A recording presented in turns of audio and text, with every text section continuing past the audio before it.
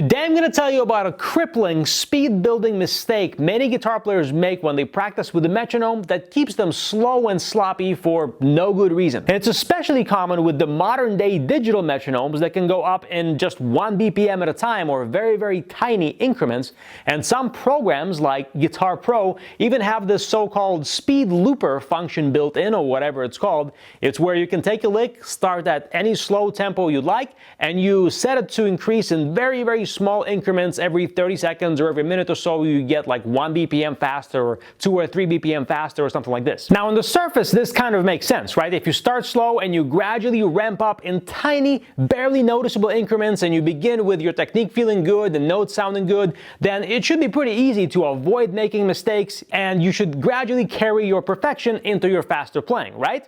No. In reality, this is a horrible mistake, because when you practice guitar, contrast is your friend. When you practice your guitar technique slowly, your goal is to anchor the feeling and the sound of perfection into your muscle memory and into your ear. You need to remember what it feels like when the notes of the lick are perfectly clean, or when your hands are totally in sync, when the articulation is flawless, when there's no excess tension and playing the lick feels damn near effortless, when the notes are so perfect and the playing is so consistent that somebody can wake you up at 3 in the morning, give you a guitar, and at that slow tempo, you'll play it perfectly every single time. And when you start increasing the tempo, your job, or part of your job, is to assess how well your playing is holding together against that perfection, that foundation of perfect playing that you've anchored yourself to when you did your slower practice. And there's no way to really do this well without contrast, because if you're making these tiny, barely noticeable jumps of 1 BPM at a time or so, then it's very easy for your playing to just sound slightly worse and feel a little bit harder with each successive jump than before,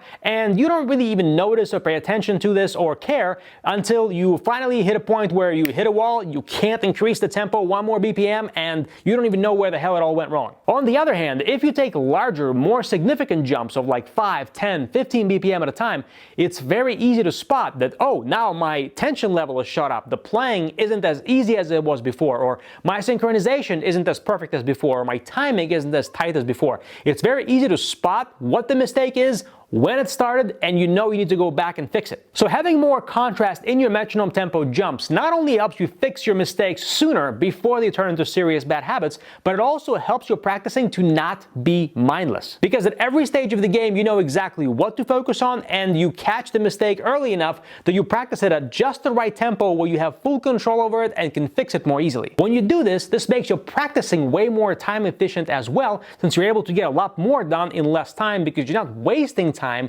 going through all the in-between tempos 1 BPM at a time, which makes no sense at all. Another big problem with this 1 BPM metronome tempo increases is it makes you think that your speed, or the tempo of the metronome, is the only variable you have to play with in terms of making your playing harder or easier, which is not the case at all. Instead of just making the tempo faster or slower, you can stay at the exact same tempo and simply make the lick much harder to play or much easier to play. Again, the tempo does not change, it stays constant, but the lick becomes either harder to play or easier to play.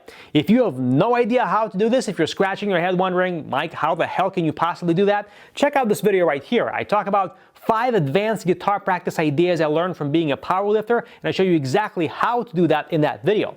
But the main idea for this video, for making these contrasting tempo jumps, is that the longer you stay at a certain tempo and the more you do to challenge yourself at a certain tempo before you make that next bigger contrasting metronome jump, the more consistent your playing and your speed becomes. So when you finally make that next BPM jump by 5 or 10 or 15 BPM, your playing is not only going to sound better, it's also going to be more consistent and more reliable as well. That's the power of this. If you like this idea of using contrasting metronome tempo jumps to build your speed, then I've got another guitar speed building masterclass I think you're going to like a lot. It's also free, and I call it Guitar Speed Formula. What it is a new way to build guitar speed without doing any slow practice whatsoever. I know this probably sounds shocking, but it's true. You can check it out at the link in the description of this video, or by going to the page you see on the screen right now. Just enter your name and email, I'll send you the video for free.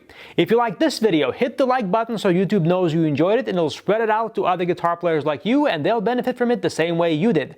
This is Mike Filipov, guitar practice expert from PracticeGuitarNow.com. I'll see you next time.